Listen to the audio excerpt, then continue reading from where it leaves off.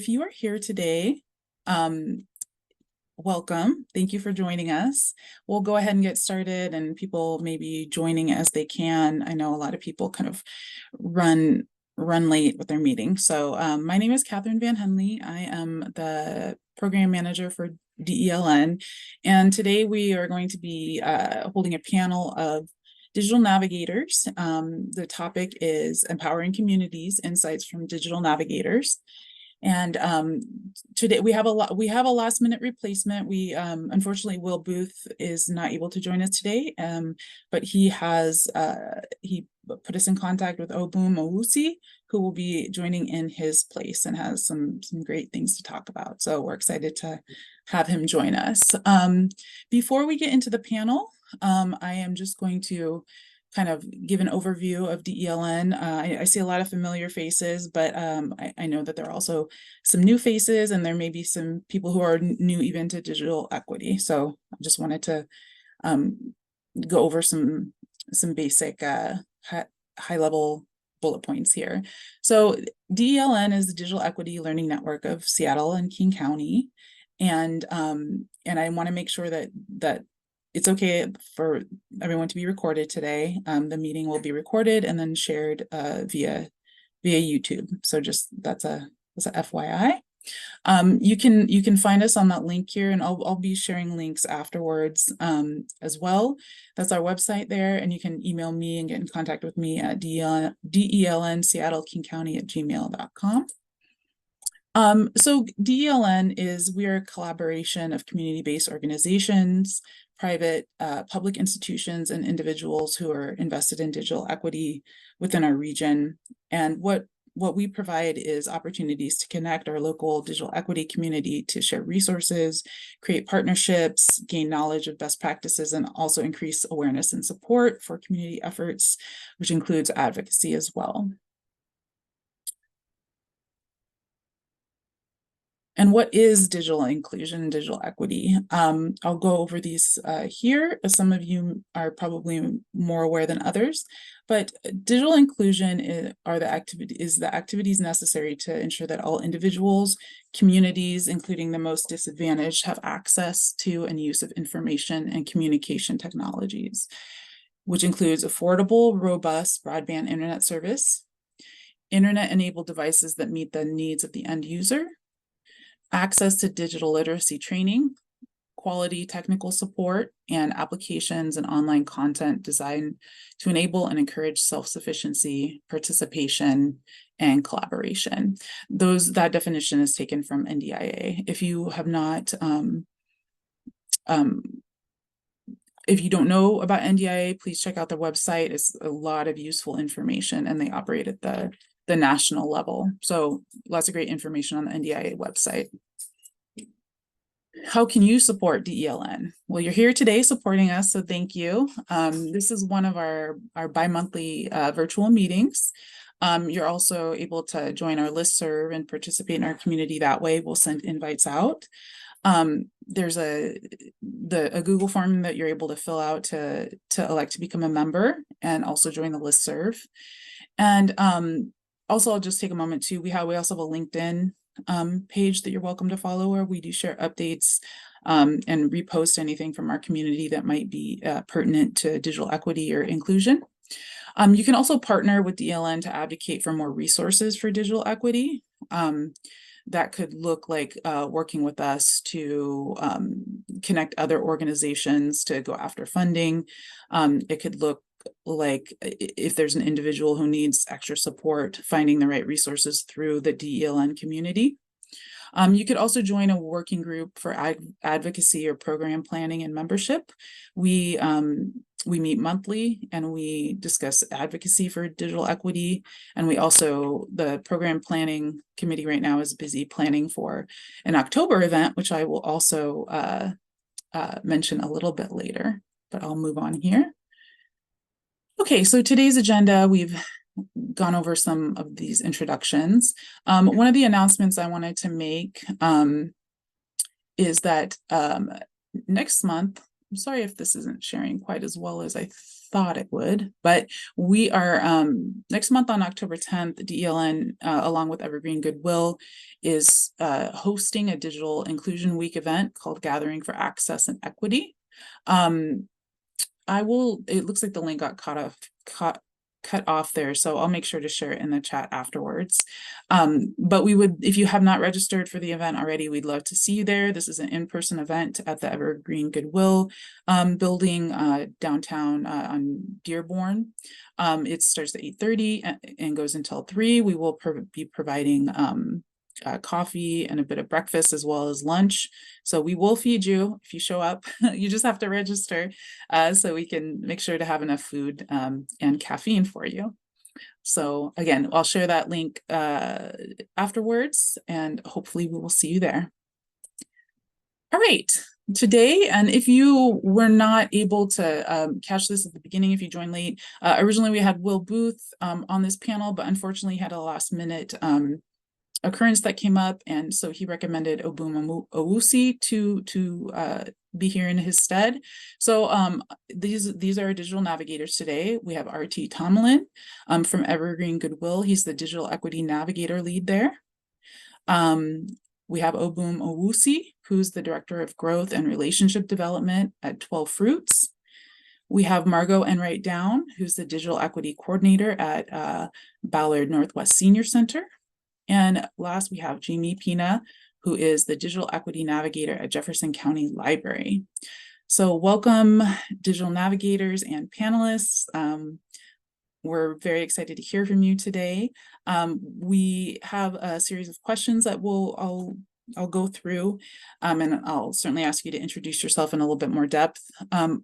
If you have questions, you're welcome to put them in chat, but I would love to hold the questions for the end. I know you probably have a lot of questions for our navigators, so if you put it in the chat because you can't remember it, that's just fine. But we probably won't stop for a raised hand during the questions. All right, I hope everyone's okay with that. So let's let everyone introduce themselves. What I'll do is go in order here of the pictures, if you guys don't mind, just to keep everything kind of easy to understand here. So RT, can you just give us a brief intro and let us know a little bit about your journey into becoming a digital navigator and the types of communities you serve? Yes, of course. Hello, everyone. My name is RT.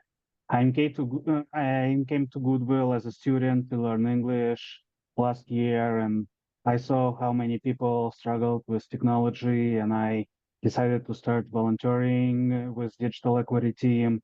And since last November, I've been working as a digital navigator, providing my services for our students and community members in King County. 86% of our clients are non-English speakers, and most of them are over 40. And now we are planning to expand our program to all our 5 counties in the near future. Wow, perfect. Thank you so much, RT. Thank you. And Obum, can you give us a brief introduction and also let us know about your journey into becoming a digital navigator and who you serve? Oh, it looks like you're muted, Obum. Thank you. My laptop just notified me. Good afternoon, everyone. My journey into digital navigation began during the COVID. Right after we were all shut down, those who were home experts with Asurion and those who provided digital navigation related work, apologies. Yes, those who were providing digital navigation work.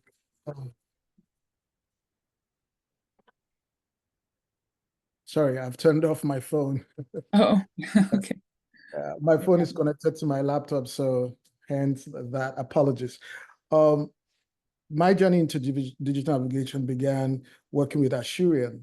We were home experts at the time, and we had to experience of firsthand people needing to get around, connect with their families, during the COVID era. People went out, people lost their phones or their devices going out to the sea, to the rivers, and we had to come replace those devices for them. And most of these people live in rural area in Washington State, and some of them are older people, and we will have to, maintain a certain level of distance and walk them through reactivating their phones. And they complained about, it was in the cost of that job, they complained about their Wi-Fi, their connected devices, and we had to figure out a way to help them during that time. So when COVID was over, Mission Africa reached out to me, and they were about to start a digital navigation project, and they said, hey, can you help us out with this? And it was a good fit. The work culture there was wonderful. That's where we met with the entire EEC program people, and we began to move on to help members of our community learn basic computing. There are people who had entered the class who had not seen a computer or used one before, not because they couldn't afford it, but because from where they were coming from, they were expats and labor was cheap. If you were a medical doctor, you had a PA or a secretary who attended to all of your emails and all your digital need. So you focused on doing what you're doing. They answered all of your digital needs. But now you're in America. You're a professional, but you can't use the computer. And we had to, have the patience to walk them through and bring them up to speed to using digital. That's my introduction to the work. And it's a joy having to serve members of our community with that knowledge. Thank you so much, Shobun. Next, we'll go to Margot. Can you share a little bit about your journey into becoming a digital navigator? Yeah, absolutely. Hi, everyone. My name is Margot.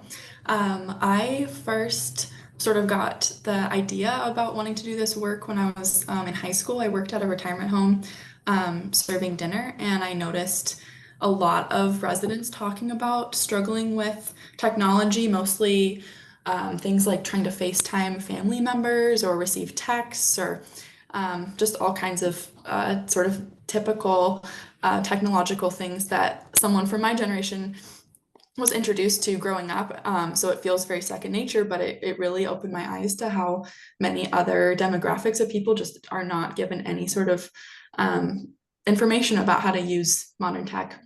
And then after college, I was kind of trying to figure out what I wanted to pursue as a career. And I remembered those experiences. And so I started volunteering at the Ballard Senior Center, teaching like a weekly tech workshop. And I got really great response and kind of developed like a workshop series. And then a few months later, the Senior Center actually got some additional funding for our digital equity program. And so I was hired as the equity coordinator, digital equity coordinator through Sound Generations, our parent company that owns Ballard Senior Center and a few other senior centers in the area. And so since last spring, I've been here about 16 hours a week in Ballard, helping our members with all kinds of technological issues like email, FaceTime, the difference between Android and iPhone, app use. I still teach a weekly workshop every week for groups and offer support that way. I find it can be really helpful for members to meet other members who are also struggling with technology. I think especially with older generations, there's a lot of shame around not feeling confident using tech. So it's really nice to get people all together and have that sort of collaborative learning space. And yeah, I'm really passionate about this work. I would say working with seniors is really rewarding. Most of the people I work with are members or non-members of the Ballard Senior Center. So people coming from lower and middle income situations, having to use technology that's affordable to them, but maybe not as functional or as sleek as the more expensive products. So I'm really trying to learn how to meet folks where they're at and help them with whatever kind of tech issues they're having.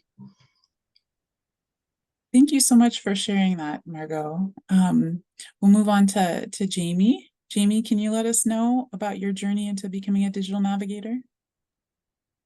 Absolutely. Thank you, Catherine. My name's Jamie, and I'm the Digital Equity Navigator at Jefferson County Library. Been doing this for a few years now. It came about while I was actually working at the library as an administrative assistant. Our director, Tamara Rutz, had the idea for this type of position to help support the community. This was sort of in the midst of the pandemic. And so she saw a need and created that position, was able to fund it through several grants. And I thought it sounded like an interesting opportunity. At the same time, I will fully admit that I had no idea exactly what that meant or entailed doing.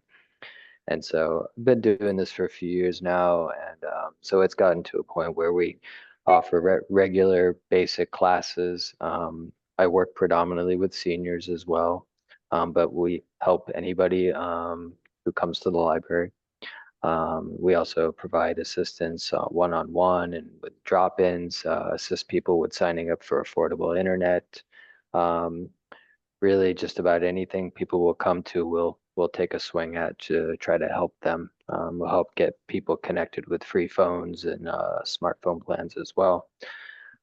So it's definitely been an interesting journey. So thank you for having me here today.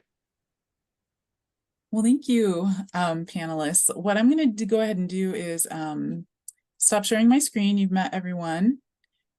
And we'll get into some more in-depth questions here. Just give me one moment. Okay, and we'll go in the same order: RT, Obum, Margot, and then Jamie. All right. Our next question for RT is, how do you address issues of trust or resistance to technology within communities? Oh, good question. So with our students, we talk about the why. And for example, I visit every class during the first 2 weeks of the session and tell students they can borrow the laptop or hotspots while they're students. And during our distribution events, I talk about why technology is so important. I can show you just a couple of slides I used.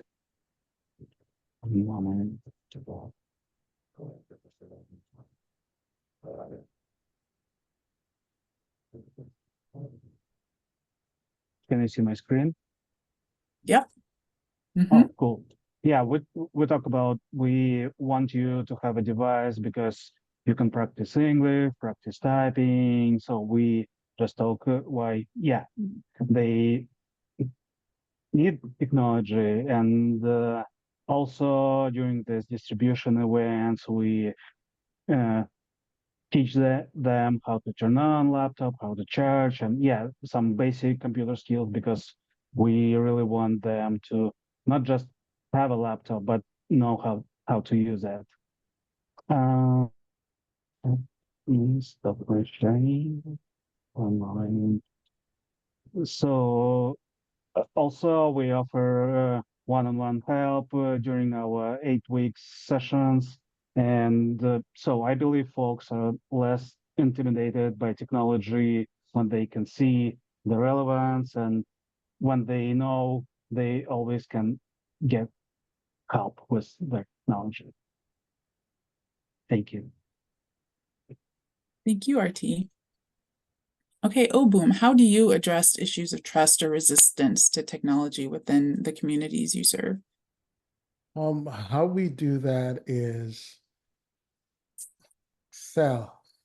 we sell it to them. To me, love is defined as effectiveness and efficiency of usage of the resource around you. And some of the relationships we have, it took a while to get them there, right? It took a long while for some. And it's to build that human relationship first, and they can get to trust you. And, people have all kinds of narratives in their head about some of these tools and what it is for, who is trying to tail them with those tools. But first, develop trust to get to trust you, and then you can begin to introduce them to some of these things and let them know that, hey, the same way you can, for the women, the same way you can get into the kitchen and throw something nice out is the same thing that happens when you get around a computer. It is not rocket science. Somebody built it. You can engage it.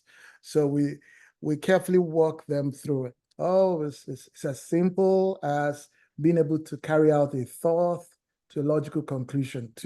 If you can smile, you can work a computer. If you can shake a hand, you can give a handshake, you can work a computer. So we gradually walk them through that process to say, hey, it's not people with 5 heads or 20 heads. It's human beings like you that built it. You can navigate through it, but it also involves building relationships. And some people will come to class after 2-3 months of relationship with them. As in, that's the first time they come to class after the 2 to 3 months of relationship with them? 2 months of being friends with them and inviting them to class. They tell you they need it. They identify that they need it, but they are going to work themselves through that process to eventually say, oh, really? So my Bill Gates is not going to be following me around if I actually start using this. All the conspiracy theories people have out there. You would be shocked what people believe about computer.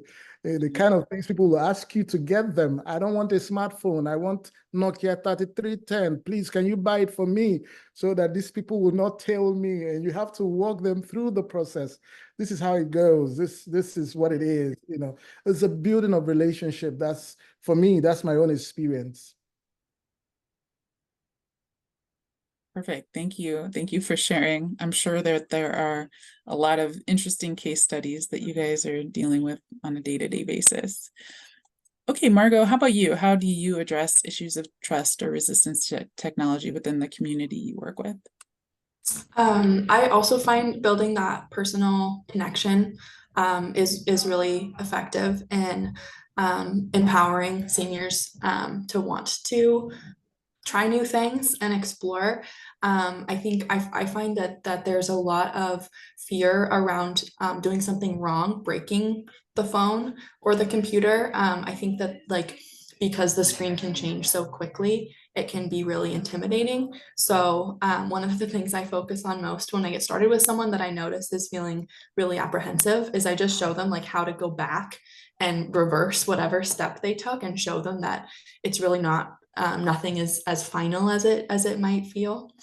I also offer a lot of workshops specifically about spam, scams, and phishing, and all of those kinds of attacks on technology. I feel like that I've noticed seniors building more confidence as they learn about what these kinds of things mean, basically just the basic vocabulary to get started about what is phishing, what that looks like, walking them through. I show them a lot of examples of fake emails and what to look for. And I really try to just empower them to also say you're smart enough to do this. I know that you're capable enough to notice when something looks a little fishy, trust your gut, trust your intuition if you are apprehensive about something. I've also found that there's a lot of apprehension about the use of credit cards, uploading a card number online, putting in personal information, things like that. And I've gotten a lot of positive feedback from seniors who they really like that if you use an online banking app, you can get a notification and every time there's a transaction on any of your accounts. That's been really positive. I think It took me a while to figure out how to encourage seniors to use things like banking apps, but they really like having that like real-time data. And yeah, just trying to be really compassionate, I think, because the threats of the internet are real to all of us. We're not, just because like I understand technology better doesn't mean I can't also get scammed. So trying to like make it feel like more of a level playing field, more approachable, that there isn't like this, that seniors aren't in this out group of people that just don't get it. Trying to make more accessible bridges to make them feel like they're more in control and that they can protect themselves. Great. Yeah. And just to kind of piggyback off that, in July, Will Booth actually gave a presentation at this meeting about cybersecurity and fraud, which it would be worth checking out. I think it's useful for everyone, digital navigators and beyond. Kind of send to your friends kind of thing. It's really insightful. So I'll try to dig that link up and share it. Jamie, I'd love to hear from you about how you address issues of trust or resistance to technology. So probably one of the first things is I simply don't overpromise to people what I can do. They come to you and sometimes they think you know everything, and I try to dispel that notion. I can't tell you how many times people have been kind of heartened to hear that I don't know everything and that I'm learning alongside them as well. So it makes them feel like there's somebody working alongside them rather than talking down to them in some way. So it just makes it more relatable for the people who are also learning.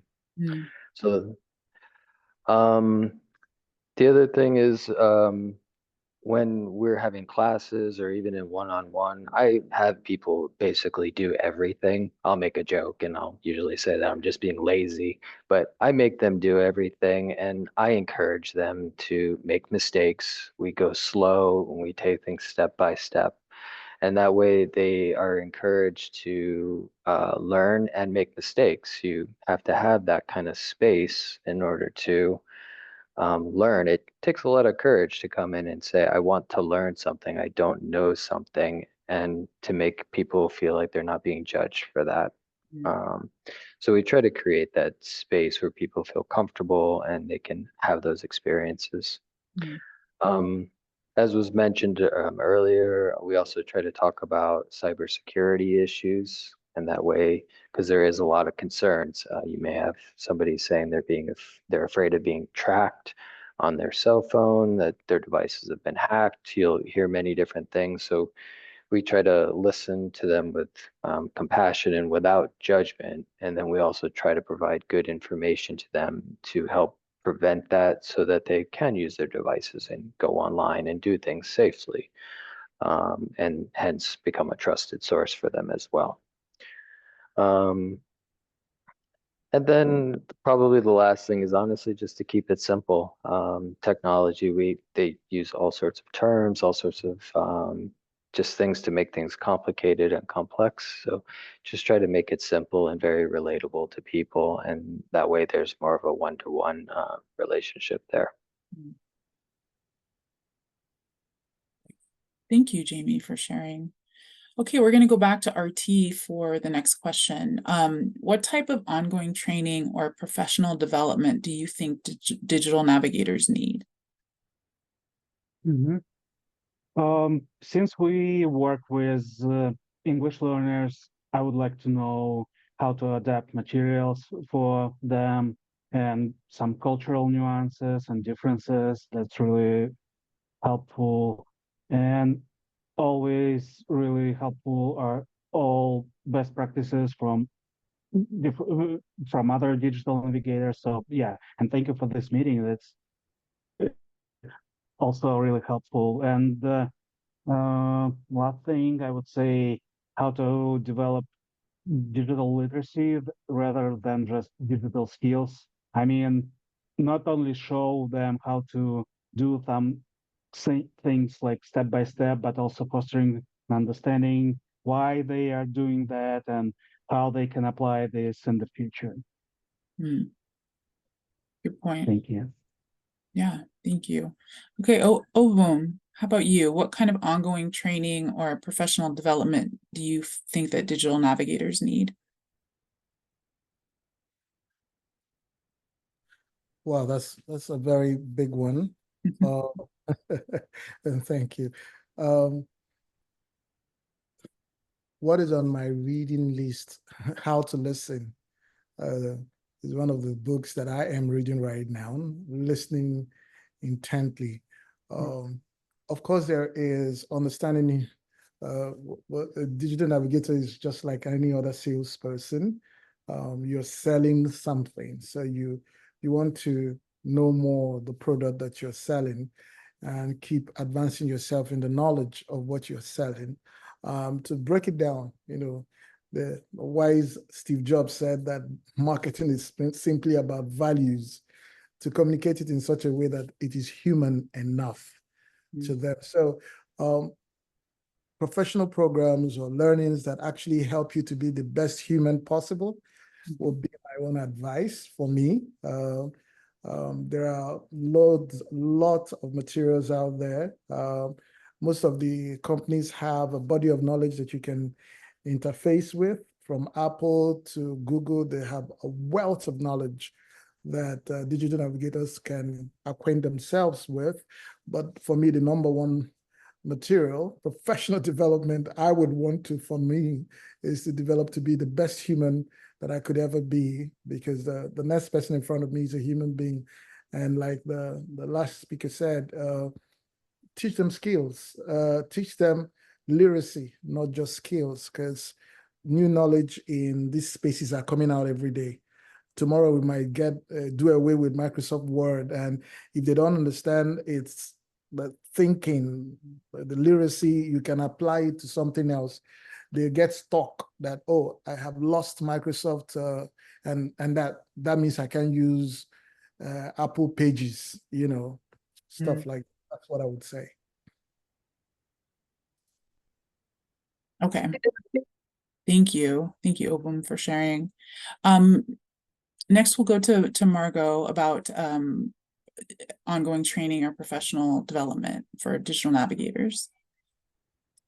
Yeah, I feel like I definitely agree with the other panelists. Like this kind of work is very human centric. There's a lot of personal connection and person to person kind of learning. So I feel like beyond just the actual tech skills, sort of general teaching skills are also really important here.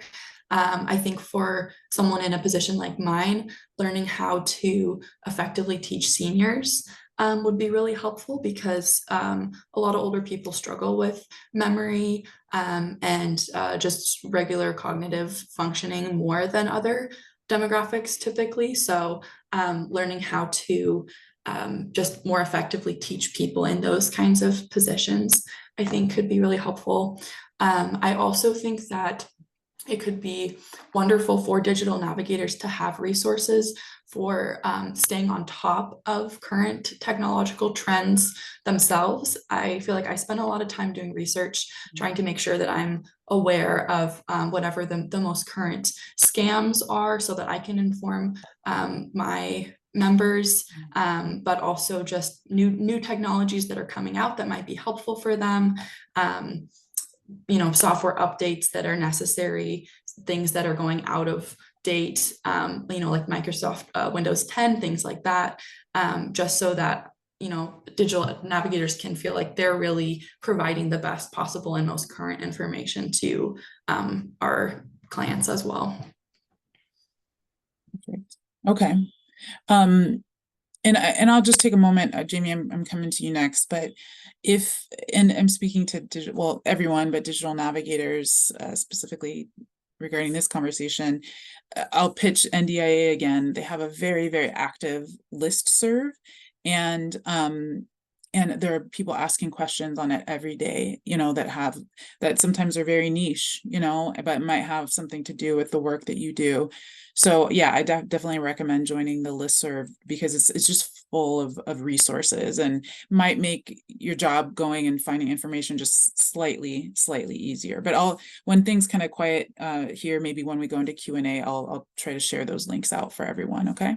All right, Jamie, what do you think about ongoing training or professional development for digital navigators? So what I have noted down is one of the things that's kind of come up in the last few months is kind of what Margot was saying, is about teaching skills for people. For me, particularly instructional design.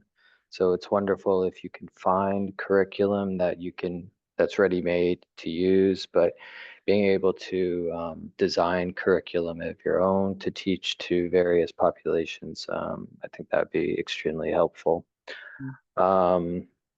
Also, in the social service side of things, training on how to work better with vulnerable populations, simply just how to have those types of interactions with people. Mm. And then the tech side of things, are kind of like what the other panelists have mentioned, would be to simply staying on top of various tech trends.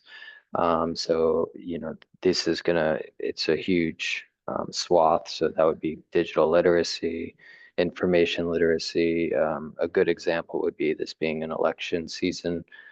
So staying on top of how misinformation and disinformation works. So understanding how that works, having that professional training so that you can then relay that type of information to your community as well. So those are the things I have. That's great information. Okay, we're back to RT now. How do you know if your digital navigation services are successful or not? Oh, thank you for this question. So we do different things. For example, we ask clients to rate our services they received on a scale of 1 to 5. Also, we analyze correlation between demand for our devices and providing digital navigation services. For example, students are more likely to borrow devices when they know they can receive the help. Always receive the help. And additionally, every session we conduct a digital equity survey where we ask them, when we assess the demand for our digital navigation services. And in the future, we want to measure the correlation between access to devices and employment, because since we are workforce development program, yeah, we would like to know that. Mm. Okay. Thank you. Yeah. Oh, boom. How do you know if your digital navigation services are successful or not?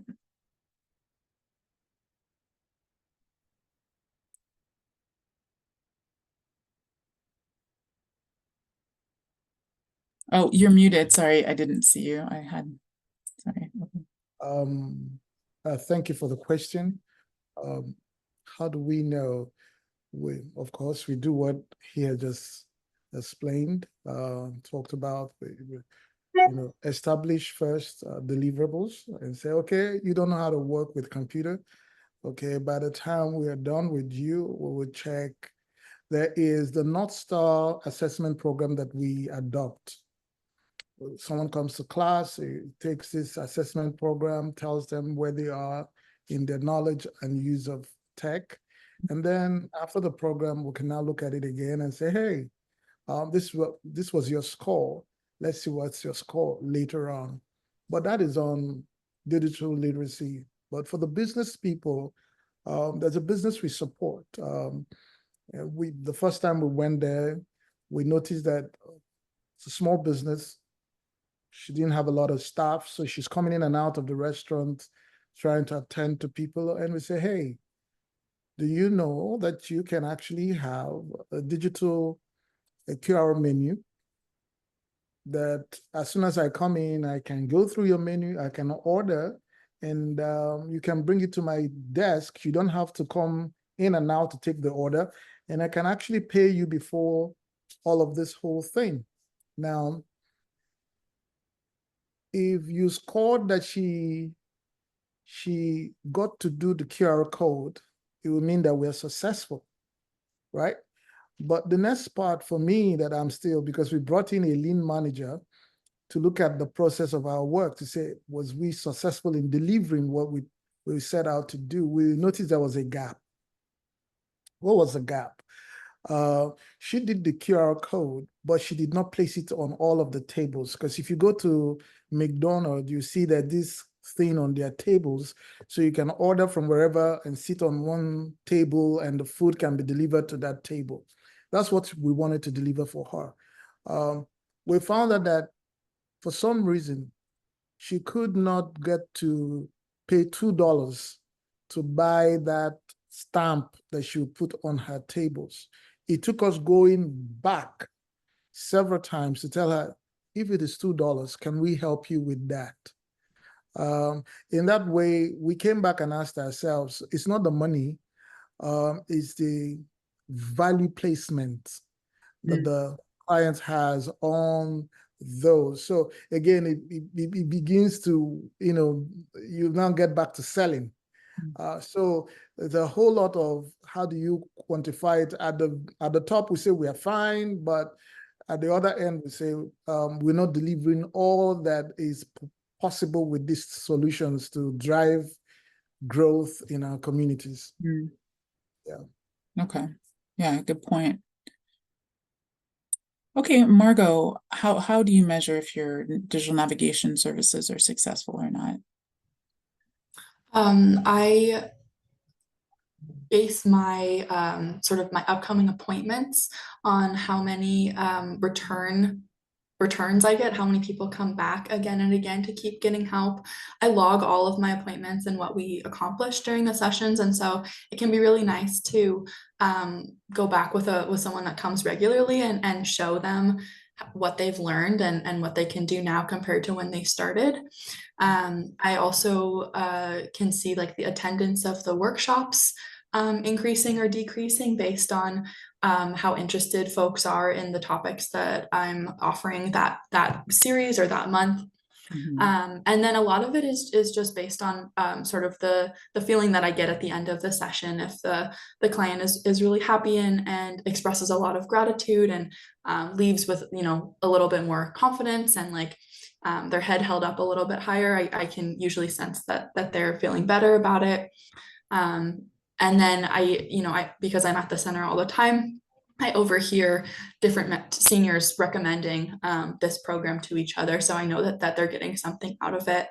It's been really rewarding to have different clients come and tell me that they've gone and done things out in the world using the skills that I offered them, particularly using the pay by phone app. Seniors tell me like, oh, I feel like I can go downtown again because I know how to pay for parking now. Riding the bus using the One Bus Away app or the King County Transit app.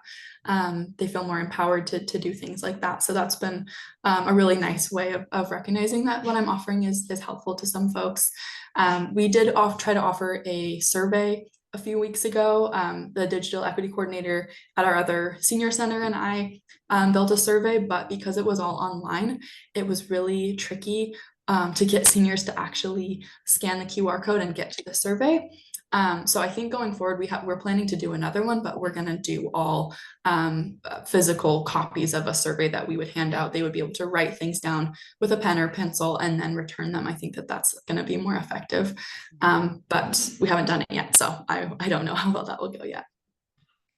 Okay, well, we're interested to hear how it does go. Please definitely share it with us. And Jamie, how do you know if your digital navigation services are successful or not? On a very broad scale, I'm sure like the other panelists, we keep monthly statistics of how many people we're seeing, how much time we're spending with them, the topics we're covering with them. So it's a very easy way to see if the services are being utilized or not.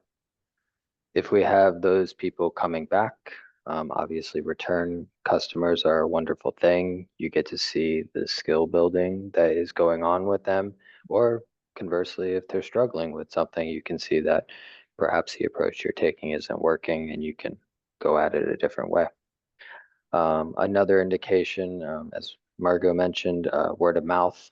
So when people say, my friend referred you to me, then this is a very good indication and indication of trust, especially in a small community like where we are here. And when we offer our classes, which tend to be multi-week courses, we ask for feedback in the form of evaluations from all of our patrons. So they get a chance to be very honest about the content and the way we're providing things. So we get to hear that from them. And then also, if you see those people coming back for multiple classes, this is also a good indication. So these are some of the ways that we judge to see whether our services are positive or not. Perfect. And I think that topic is important as I know a lot of organizations have probably already submitted their competitive grant, applications and are thinking about their digital navigator programs and how those will be designed. So what I'm going to do is go to what'll be our last question. I'm hoping that the panelists can help me out with maybe keeping it to about 30 seconds, their answer, if possible. I know it's a big question, but I do want to leave time for Q&A. So RT, we'll go back to you. What advice would you give to organizations or individuals just starting to provide digital navigation services? Yeah, so get to know your audience, their needs better, conduct a survey, pilot the program with specific metrics, measurable metrics, and success criteria and strict timelines. So by the end of the program, this pilot, you will see it was successful or not. Be flexible, adapt to the audience needs. Don't spend too much time planning, just start and adapt as you go. Because you don't know all nuances before you begin. Sure. Thank you. Thank you, RT. Oh, boom. If you could give us a pretty high-level overview, maybe 30 seconds of advice you would give to orgs just starting to provide digital navigation services. Added to what he's already said, I would say be present, because there'll be no need to repeat what he said. He brilliantly answered the question. Always be present, be human, work with what is in front of you. If you notice a client has got, like right now we give out tablets, and out of the tools on the tablets is Google productivity tools. And imagine if we're running a class on Microsoft tools, we're asked what the client has, Google productivity tools. So work with what they have and make it human and relatable as much as possible, and empower them with each workshop. That's what I would do. Thank you. Perfect. Thank you so much. Okay, Margot, how about you? Yeah, I think everything RT said, I totally agree with. For larger organizations developing programs that might have multiple equity coordinators, I think potentially getting specific about what services are provided, because right now I feel like I kind of play this role of like running so many different kinds of services. So I think if the resources are available, getting more specialized care would be potentially really helpful, because people come in with so many different kinds of digital needs. It might be nice to have experts in specific areas. Sure. Good advice. All right, Jamie, what advice would you give to orgs just starting to provide digital navigation services? So the other panelists have covered these pretty well, so I'll just go through these very quickly. Kind of like Margot was just saying, set up guardrails, decide what level of services you're going to offer or not offer. You can adjust as you go. Offer classes. Getting people in and exposing them is one of the best things you can do. I'd also offer appointment services, one-on-one, give people drop-in services for people who don't have the ability to communicate. They may not have phones or email. Give them a drop-in time.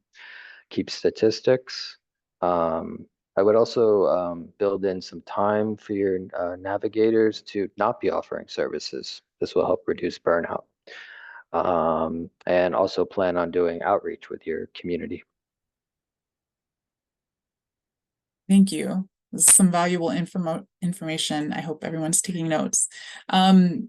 Perfect. I wanted to take this time now, we have about 10 minutes left until 1, to open it up to our attendees to ask any questions that might be on top of mind here. You're welcome to raise your hand. I'll see if I can see it, or you can just jump in.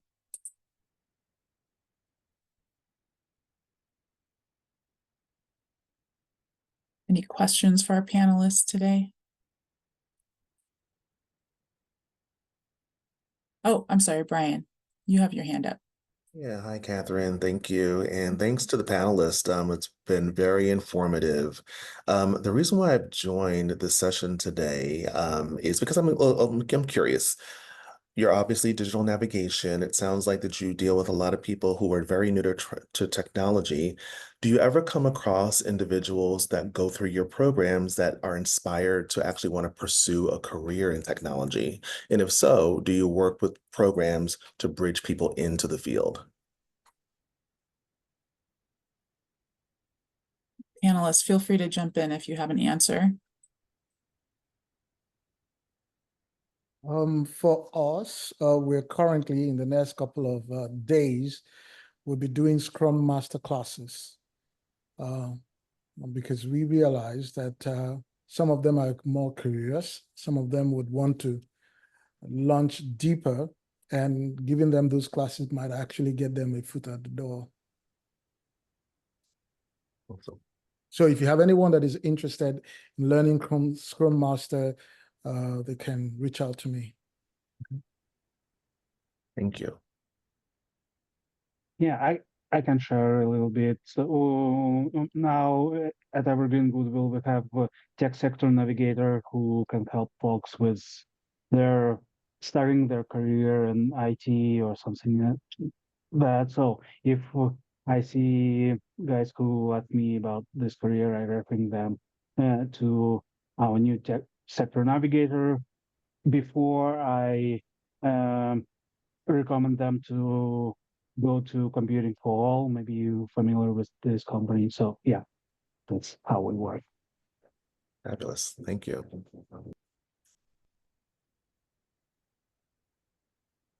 Any other hands up out there? I'm just scrolling through here to see.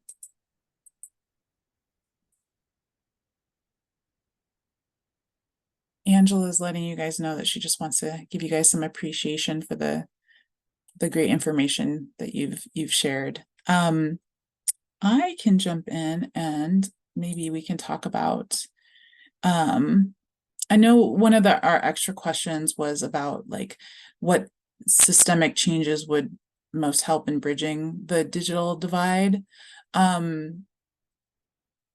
Maybe that's something that you guys wanted to touch on today, if we wanted to go back to the top, if there aren't any more questions from the audience.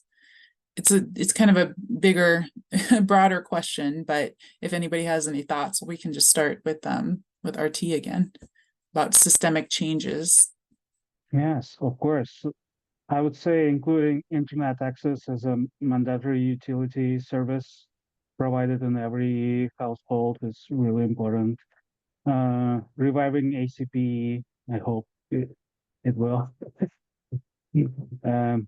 happen. Offering subsidized for purchasing devices and providing free laptops for those in need. And I would say supporting organizations like us that offer digital literacy trainings, including promotional support. Perfect. Thank you. Yeah, thank you. Okay, Obum, I'll come to you about systemic changes that would most help in bridging the digital divide. Systemic. We are currently the part of project management I love is putting together lessons learned. We are currently still gathering them. But the most that I have learned that I will share, I might like repeat it again, be human. Systemic now will be say, how can we get systems to, or the overarching authorities to get people to be more human when they deal with other people? When they offer services or deliver services, how can we train people to be present in the room when they are working with people? You have all these big ideas. You can prepare a wonderful class, but that class is not going to help the person in the room while insist on that class. So how can we get these trainings that we give to digital navigators to be such that they are also malleable enough that when they're in the room, they can shift the gear and do what is most needful? That will be, for me, there are opportunities right now in Washington State for digital navigators. And if you want, you can plug in and get in on the program. Thank you, Obum. And Margot, what do you think about systemic changes that would most help in bridging the digital divide?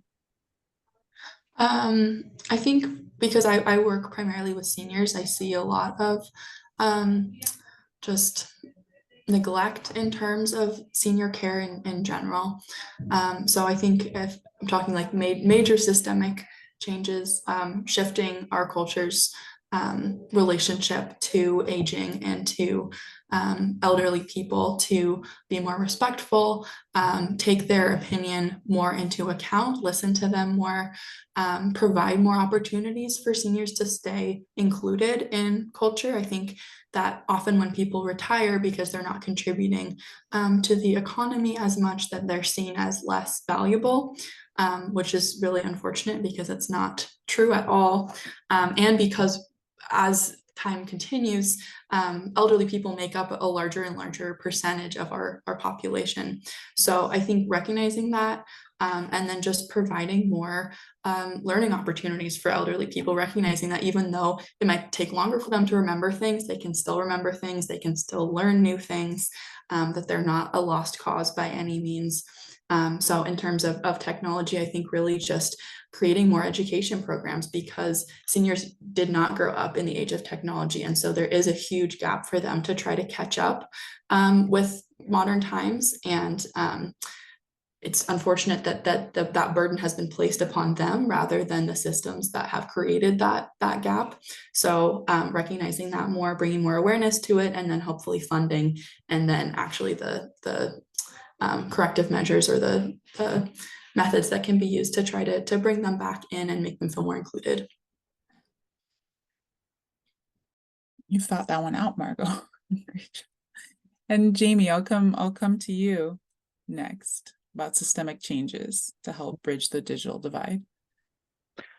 Yeah, like RT said, I think one of the first ones is obviously just affordable internet. Losing the ACP was very difficult, I think. There's still people and providers out there providing affordable internet, but it's much more piecemeal than it was. And before it was piecemeal then, it's even more so now. So just providing people of all income ranges and eligibilities the ability to be online is just a very simple, basic one. Devices, these are things you all know, but I help a tremendous amount of people who are just trying to stretch the lifespan of a device. I let them know, at some point they should upgrade, but it's not feasible for everybody to buy a $900 iPhone. So having affordable devices. One of the things that personally drives me a bit crazy is the lack of standardization as far as the technology itself. From one UI to another, the symbols are all different. So not only are you trying to teach people basically reading comprehension for digital literacy, but if they go from one program to another, things can be completely different. And so that's very frustrating, and it just makes this much harder. So I would like to see that. those are my big ones. I would love to see tech support from the companies who offer free services that everybody utilizes, like Google and Facebook. I get a lot of requests for help with these things, and these are services that have become commonplace, but these companies don't provide adequate support for those services. And just looking forward also, I hear a lot about AI, and people have a lot of fears about that. So we're trying to discuss that with them. But I'm hoping in a way that AI can help streamline and take out a lot of the barriers that we're experiencing, like these, the lack of standardization. So if technology becomes more conversational, then the information is more accessible to all. And yes, I also recognize there's pitfalls that come with that. So those are the things I had, Catherine.